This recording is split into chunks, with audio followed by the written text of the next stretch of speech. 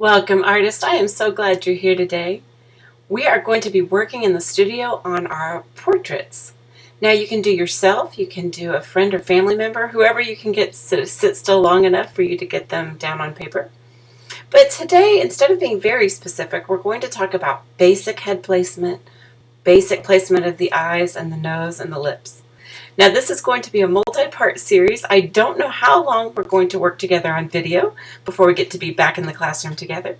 But today, I think that's what we're going to be able to accomplish. I hope you have a good time, and I can't wait to see what you create. Let's go to the art desk. So let's begin by thinking about the average adult human face. Okay, from the top of the human face, which isn't up here in the hair, but the top, the scalp, to the bottom of the chin. The average length is 8 inches. So we're going to start with the average. And then the basic shape is an oval that's more of an egg shape where it's wide at the top and narrow at the bottom. Now, of course, the reason it's wide at the top is we've got to get our brain in. And our brain is about 2 fists wide. So it's housing the brain. And so that's why we got to kind of put shape in there to make sure we're getting that part right, and then narrower as we get to the bottom. Now, each person, yourself or people you draw, is going to have a unique face shape. General categories are round, rectangular, I think there's a triangular face shape, and the oval, and the heart shape. But kind of for averages, we're going to do the oval. All right, let's go to the art desk and we will begin. So I've just got some normal copy paper right out of the printer at home. Hopefully you all have that too. If you've got better paper like artist pads or charcoal paper or colored pencil paper, of course feel free to use that. If you don't even have any solid white paper, just use notebook paper. Just use whatever you've got. The idea now is we need to practice, but practice on the best you can find that's already in your house. Okay, I'm going to go down about 2 inches from the top of the page because I want to leave room to make hair. And so I know that the basic human face is about 8 inches. So I'm going to go down 8 inches and make my mark. And my natural bend of my wrist, I'm right-handed, so my hand naturally bends that way. If you're left-handed, your hand will naturally bend that way. So start going the direction that your hand will naturally go, and we're going to create our oval. Now remember, it's more of an egg-shaped oval because we've got, let's see, that line didn't show up very well. I'm going to go a little darker. You'll want to keep a very light hand so that you can always easily erase. I'm pressing down a little more than I should because I want you to be able to clearly be able to see.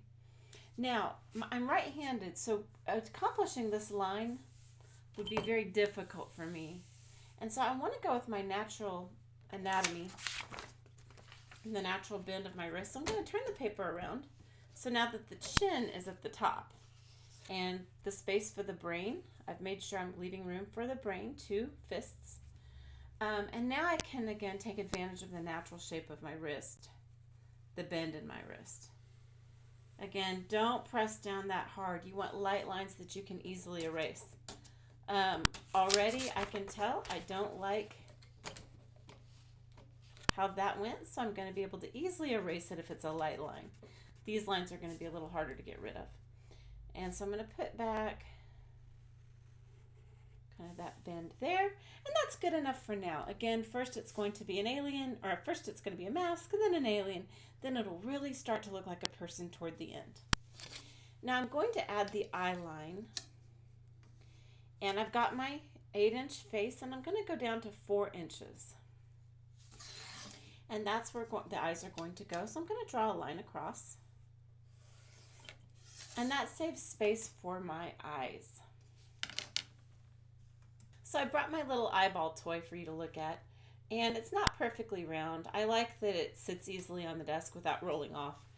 The important part is to look at how the human eye is built. We've got a perfect circle for the black part, the pupil, that sits perfectly centered inside of the next circle, the iris, the colored part. And that circle sits perfectly centered inside the white part. Now, okay, so later when we begin to sketch in the eye, we're actually going to draw all three circles, the white of the eye, the iris, and the pupil. And when we begin to put the almond shape around, the part that covers, we don't see the human eyeball. We have the almond shape. That's the skin that covers the eye. But because we've drawn all three circles, we can be certain that everything is concentric within its circle. And then this line, a little of that will begin to keep to kind of show the three-dimensional nature of the eye, with, of course, the eyebrow up here. And so you want to draw these lines lightly. Again, I'm drawing way too dark so that hopefully you can see what's going on the camera. But you'll use your eraser. See, that one's not very good. I'm going to use my pink eraser to begin now to take out those lines that we don't see. But because I drew them all, I can be sure that everything's in the right place. And my eyeball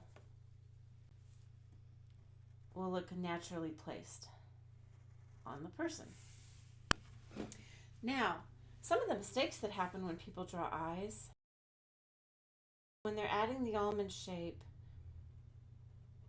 they allow too much white to be seen all the way around, and you don't want that.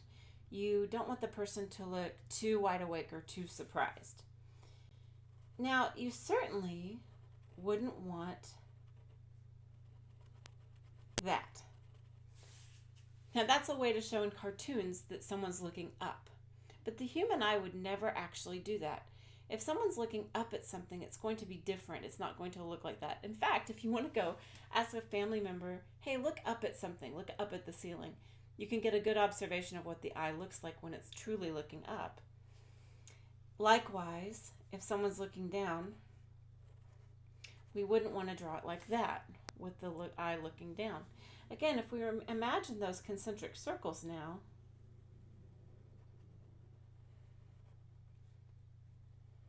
nothing now is concentric anymore. And that's what makes it wrong. That's not concentric. Okay, so we've got this mistake where the pupil isn't centered within the iris. We always want it centered within the iris.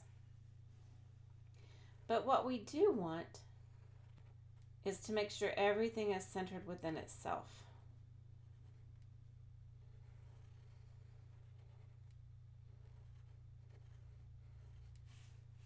Every time. So it helps to draw those extra lines so that you make sure it's all right, and then delete erase off those lines. All right, here in a moment we're going to place the eyeball. The next thing we're going to do is we're going to place the line for the eyes. Now the eyes are halfway down the face. That's hard to believe because when we talk to people we look eye to eye, and so we think of the eyes as being much higher up on the head than they actually are. But if you take a look at my face here, it's funny to work with a camera, I'm not used to this. My eye line, the center of my eyes, are about 4 inches down from my scalp. There we go. It's fun. Should try this in the mirror. Okay, and so they fall in the middle, with my chin falling roughly at the 8-inch mark. Okay, so we're going to put in the eye line. Here we go. Okay, so as I begin to think about where to place the eyeballs, I think about how the face is 5 eyes wide. And so I can begin to kind of divide that using the almond shape of the eye and kind of roughly sketch in 5 semi-even eyeballs or eye sockets. I'm not quite sure what those are. And so now I've got my 5, and I'm going to develop the ones that are in the normal places. Now I'm going to draw far too darkly, but I want to be sure the camera's picking this up. So I'm going to now deepen the lines for the actual 2 that I want to work with. Okay, so now I've got those in the right place. And then I think about the concentric circles. I think about where that would be. And I'm thinking about then how the iris would be concentric to that circle, and then the pupil would need to be concentric there.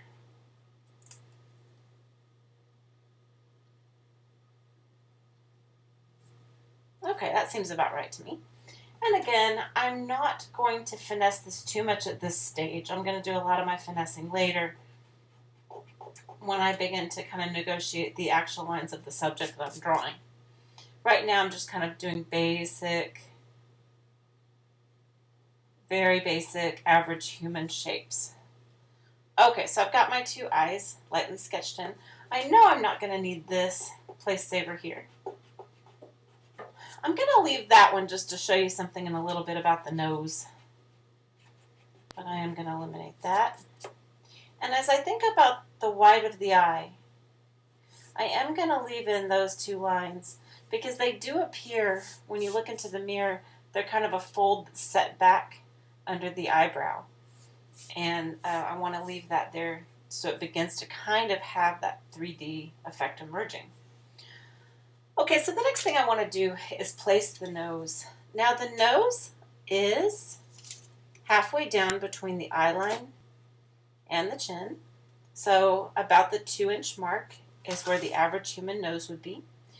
Again, I usually be drawing very lightly. I'm going to draw a little more darkly so you can definitely see this on the camera. And I'm going to write the nose is halfway between the eyes and chin. And so yes, we're working with a full-length head, but if you wanted to make a little tiny drawing, the proportions would be the same. The eyes would be halfway down of the head, and then the nose would be between the eye line and the chin, depending on whatever size you're making. Now the nose is one eye wide, and so I'm going to draw two lines from the corner of the eye down, and that's going to save space for the nose. Now the way I'm going to kind of save that space, I'm going to draw a symbol for the nose, and we've seen symbols for noses before. We've seen like the carrot, and we've seen the pig, right? We've seen the pig nose. But what we really want to draw is something that's going to help us toward actually making this a human face. So even though this isn't a nose, it's just a symbol for a nose, this shape here, yeah, I don't really like that. I'm going to kind of rework that a little bit. But this shape here will kind of get us on our way toward an actually proper human nose. That's kind of like drawing the braces on a staff of music, only upside down or sideways. So we're going to use that to save it as a symbol for the nose. The next thing we're going to work on is our lips. And hold on, it's bugging. There we go. Okay, when we work on the lips, it would be so nice if the lips were halfway between the nose and the chin. That would be so nice, but it's not true actually. They are a third of the way down between the nose and the chin. And to measure that on a ruler is tricky.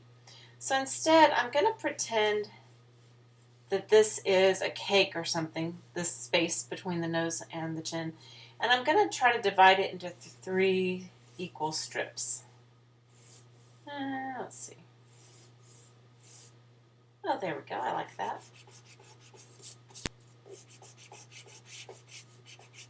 Okay, so I'm going to keep this line.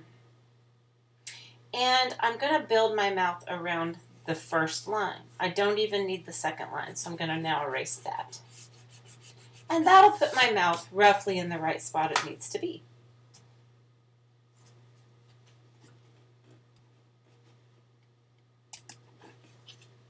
Okay, so now what I'm going to do is I'm going to determine the width of the mouth. I've got the placement for the center line, but I need to draw 2 lines. The mouth is 2 eyes wide. So I know that I've got 1 full eye there, and I'm going to take half of this eye and half of that eye to make the second eye.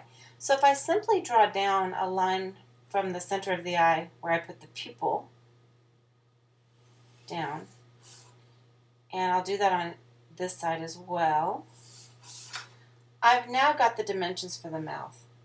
Now, because this is a 2D flat drawing at this point, it's going to look like the mouth is incredibly too long. But later when we add shading and things like that, I promise it'll start to look right. So just trust me and bear with me. I'm going to do a little V shape here and then extend those out to the corners to get a basic top lip. And I'm going to draw kind of an upside down U shape there, or upside down rainbow, or a wide U shape there to get the bottom lip. Now when you begin to work with a specific subject, you're going to change that. Sometimes lips are very thin at the top and thick at the bottom, or a thick top lip, thick bottom lip. Those will change depending on your subject. But that kind of saves space in the proper place for the lips. You can go ahead now and stop. I think that's a good stopping place for today. When we meet up again, we're going to add basic placement for the ears. We're going to begin to finesse this a little bit more, make it look a little bit more human. And so I look forward to being with you in our next session when we work into part 2 of portraiture. See you then.